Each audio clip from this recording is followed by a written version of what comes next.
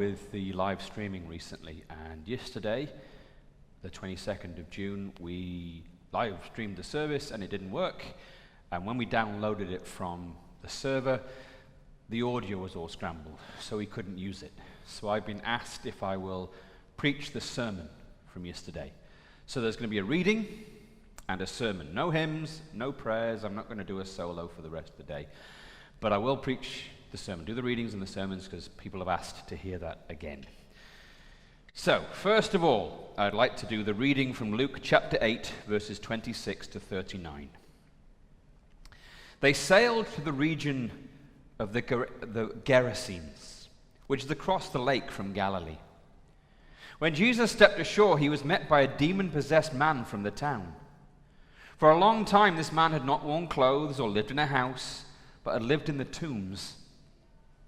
When he saw Jesus, he cried out and fell at his feet, shouting at the top of his voice, "What do you want with me, Jesus, Son of the Most High God? I beg you, do not torture me." For Jesus had commanded the impure spirits to come out of the man.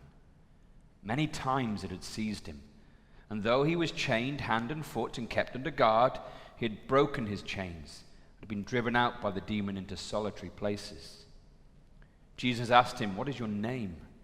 "Legion," he replied, because many demons had gone into him. And they begged Jesus repeatedly not to order them to go into the abyss. A large herd of pigs was feeding there on the hillside. The demons begged Jesus to let them go into the pigs, and he gave them permission. When the demons came out of the man, they went into the pigs, and the herd rushed down the steep bank into the lake and was drowned. When those tending the pigs saw what had happened, they ran off and reported this in the town and countryside. And the people went out to see what had happened. When they came out to Jesus, they found the man whom the demons had gone out of, sitting at Jesus' feet, dressed and in his right mind. And they were afraid. Those who had seen it told the people how the demon-possessed man had been cured. Then all the people of the region of the Gerasenes asked Jesus to leave them, because they were overcome with fear. So he got into the boat and left. The man from whom the demons had gone out begged to go with him, but Jesus sent him away, saying, "Return home and tell how much God has done for you." So the man went away and told all over town how much Jesus had done for him.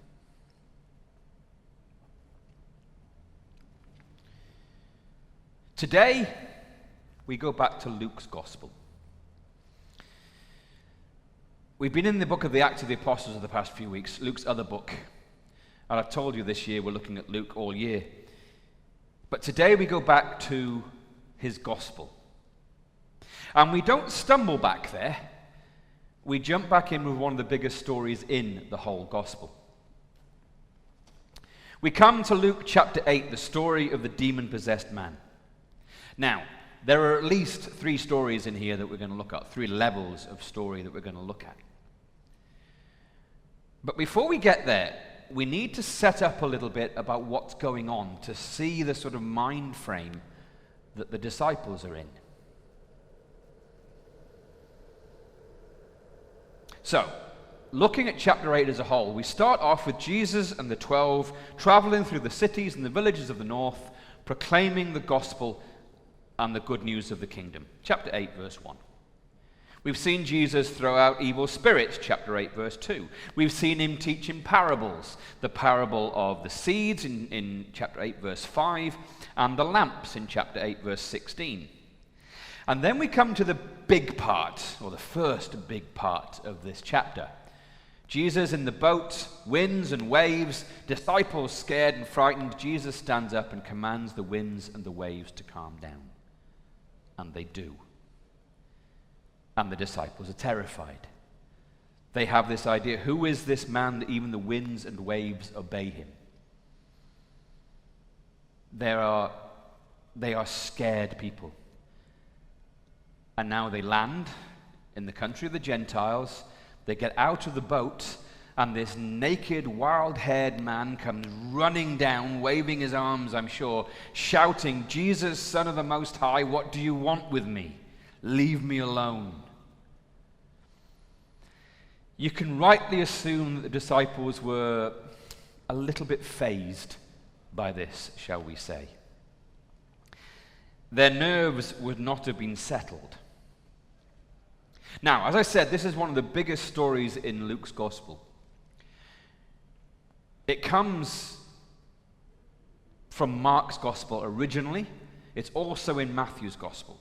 So it shows how big a story it is because it's in 3 of the 4 Gospels. It's a very important story. Mark mentions it, Matthew mentions it, and even Luke picks it up. Mark's Gospel was written first, and Matthew and Luke borrow heavily from Mark. They read his Gospel, they go, oh, I like that story, I'm putting this one in. Oh, I like that story, I'm putting this one in. And Matthew and Luke do that a lot, and then they add their own stories. This one is in all 3 because it's an important story. And like I said at the beginning, there's at least 3 layers to it. There could be more, but there are at least 3.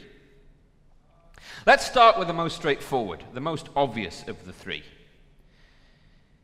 It could just be a straightforward miracle, if you can have such a thing as a straightforward miracle.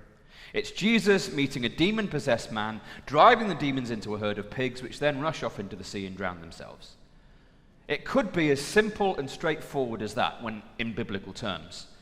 Simple and straightforward being relative, obviously, because we don't see that every day, but it's a biblical event. It's a miracle. It could simply be that straightforward. It could be Luke demonstrating the miraculous power of Jesus, as Matthew and Mark also do. It could be that simple. Here is the Son of God doing another amazing thing. We've got miracle stories throughout the Gospels, and this is just another one of them. An important one because it's in 3 of them, but just a story of a miracle. It could be. And when I say just a story of a miracle, it's another one on top of all the others, which are still miracles in themselves. Now, that might be as simple and straightforward as it is. However, when we look at Luke's Gospel, we see Luke adding layers to his stories. He loves doing this. You can get the initial story, and this is what you see, and this is what you get. Great, no problems. If that's what you learn from it, easy. But then you scratch the surface a little bit, and you find something just a little bit underneath. And I think that is very much something here. If you turn your head and squint your eyes just a little bit at this story, you find something completely different. There are 2 other, not hidden stories here, but at least subtle things that, and things that you don't talk about in polite society. So in this story, the layers, I think, are politics and mental health. There may be more. There may be more things that we have lost through the last 2,000 years and we don't see and we don't understand.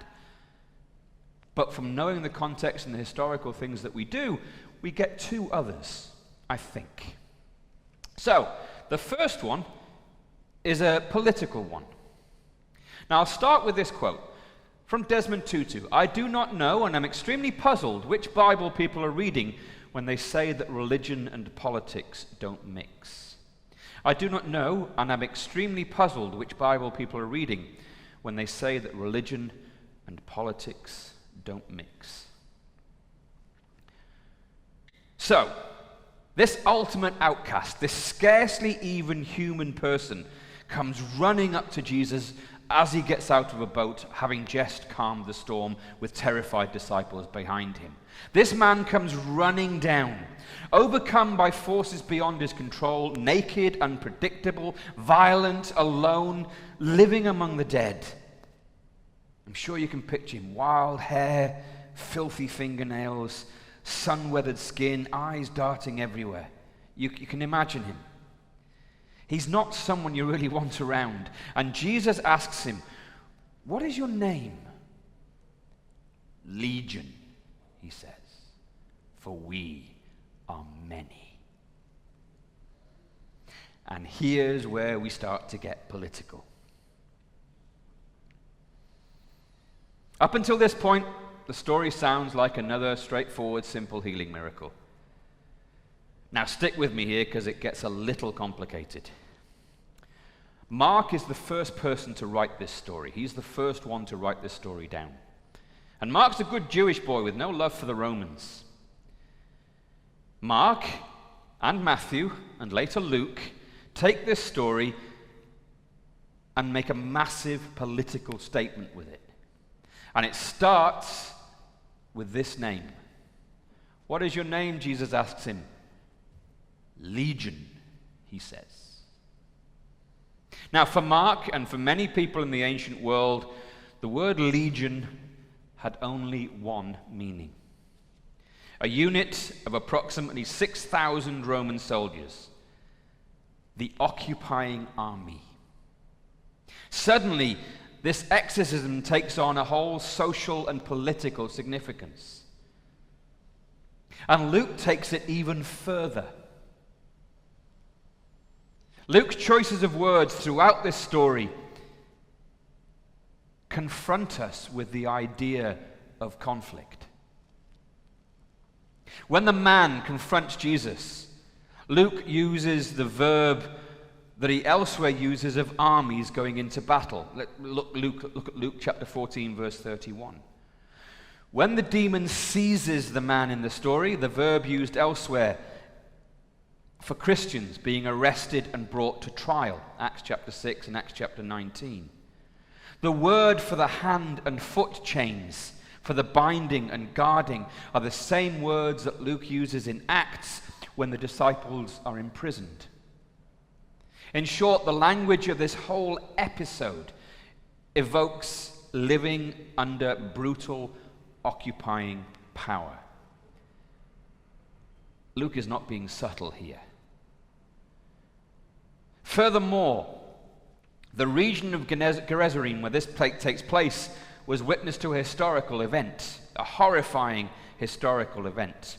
According to Josephus, during the late 60s AD, towards the end of the Jewish revolt, the Roman general Vespasian sent Jewish soldiers to retake Gerasa, the region where this story is. The Romans killed 1,000 young men, imprisoned their families, burned their city, then attacked villages throughout the region. Many of those buried in the tombs where this man is would have been slaughtered by the Roman legions. So Luke is painting a picture here. So you have the miracle story. It's there, it's plain, it's obvious. But there's also this whole political satire, this whole political commentary next to it.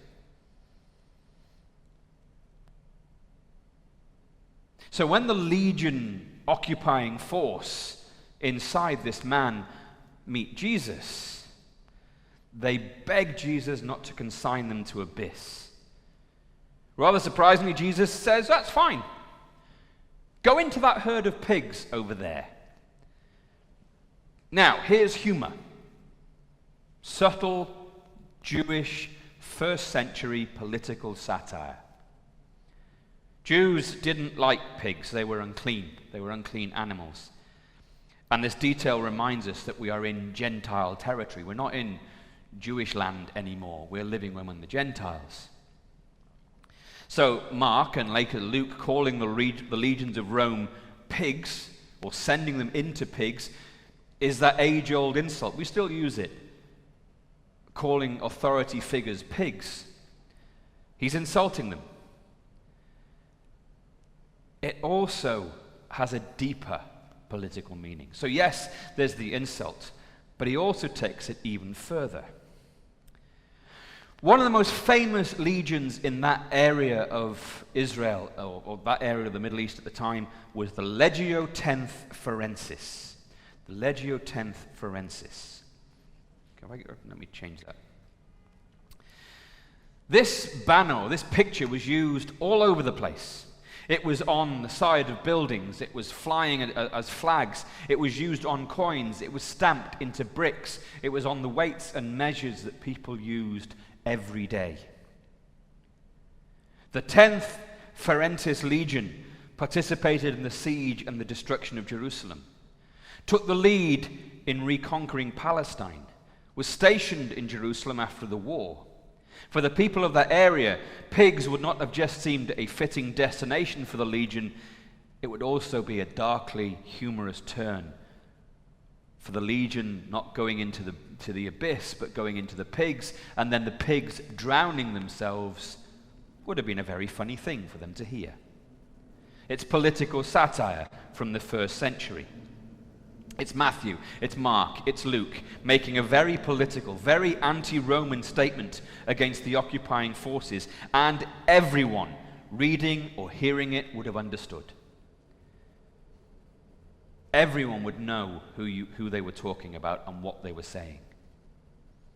I read a Facebook post the other day that said, for the first time in history, you can say he's crazy and everybody knows who you're talking about.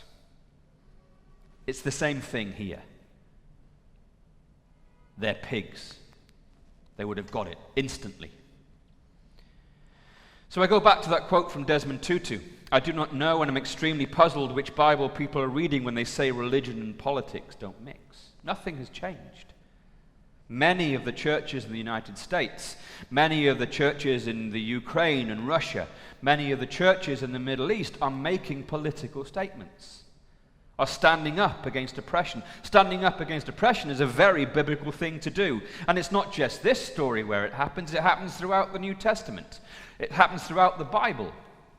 But if you go from Matthew and end up in Revelation, you will find countless times when people stand up against oppression, or the church stands up against oppression. Some people even say that the whole book of Revelation is the church standing up against the oppression of Nero. So, what have we got here? Here's Luke's layers. We have the obvious miracle story. We also have this not so subtle political commentary, political satire and humor from the first century. There is another layer, and it's one that is even more subtle and slightly more hidden, but it's still there, and it's the idea of dealing with demons. Even in Luke's time, the idea of what we now call dealing with mental health issues was called wrestling with demons. We still use that term. He's wrestling, or she's wrestling with her demons. And here we have the perfect image of that. A man's inner demons causing him huge mental health problems. A few weeks ago, I took part in a program called the Lived Experience Program. It's run by the Emergency Services Foundation. The Emergency Services Foundation do lots of things, not just this, but this is one of their initiatives. And the idea is for people who've lived through something traumatic to share their experience and hopefully help or inspire others who are going through similar experiences, to show them that there is hope and there is a way out. Now, I was asked to speak about my experience on the first Burke Street incident. In January 2017, a man drove his car down Burke Street here in Melbourne, killed 6 people, injured another 29. It was horrific. And it was the first time that Melbourne really experienced anything like that. The city went into lockdown almost immediately. The Victorian Council of Churches Emergency Ministries team, of which I'm a part, was called out immediately. I was on the streets within 45 minutes of the incident happening. Bubba was there too. And throughout the rest of that day, we went around offering what emotional and psychological first aid we could. It's what we were asked to do. We went and we helped wherever we could possibly help. I remember meeting up with Bubba about 1:30 in the morning the next day. We'd just finished about 12 hours of walking around, not quite that long, maybe 8 hours of walking around talking to people. And we sat down and had a hot chocolate. I had a hot chocolate, he had a coffee at 1:30 in the morning, and we debriefed on what had happened. It was a harrowing experience. We hadn't seen the actual incident, but we talked with plenty of people who had, and had gone through vicarious trauma, as they call it. It took us a while to get over it. And as we're getting over it, we had Burke Street 2, the second Burke Street incident in November 2018, when a man went on a rampage with a knife. And again, Bubba and I were called out, and we were present. And we went and we talked to the people on Burke Street, and we went and talked to the shopkeepers and the people in the offices. And we realized that there were a lot of memories and a lot of trauma coming up. The trauma was very real. The relived experience was very real. I don't publicly proclaim it very often, but it's no secret. I have my own battle with mental health issues from time to time. I'm not the only one, many of us do. We all have our demons to fight. My favorite preacher, Nadia Bolz-Weber, is very open in the way she shares stories of her mental illness and her addictions. She wonders about those things that get hold of us, making us do things we don't want to do, or love things or substances or people that are destructive. She wonders if those are in part our demons taking over. She refers in particular to a point in her history when her depression was very significant. It felt like a character in her life, and so she gave the character a name. She writes this: I called her Frances. I pictured my depression Frances, emaciated in a torn vintage nightgown and smeared lipstick. Frances first stopped by in my teens and early 20s, which was easily written off by my family as me being moody. But later, when I seemed to increasingly like the same things that Frances liked, booze, emotionally unstable boyfriends, self-destruction, she finally just moved in, turning my studio apartment into a wilderness. She was a terrible roommate. She kept the place filthy and always told me devastating things about myself. For some reason, when she lived with me, I was no longer able to do simple things like shop for groceries. I'd stand for far too long looking at the dairy cabinet, unable to make a decision about yogurt. We are all wrestling with demons to a lesser or greater extent. Some of us know them so well that those demons have names. For some, they are an occasional visitor, and for others, they are a roommate you just can't seem to evict. We all have our demons to live with and fight, as did Legion. Oppressed by too many demons to count, the man occupied by Legion lost himself in the cacophony of their voices and ceased being self. He spent his days raving alone in the wilderness, a danger to himself and others, separated from his community and separated even from himself. It is not a unique story, and it's not just a biblical story either. It has happened in every age and is still happening today. I can vouch for that. And if this man's torment, if our torment, was the end of the story, it would be very bad news indeed. But it's not. Let's turn to the second quote I want to bring today. There is hope even when your brain tells you there isn't. Now, before I'm accused of anything, I want to say that I'm not suggesting there is only one hope or only one way to find that hope. There are many ways.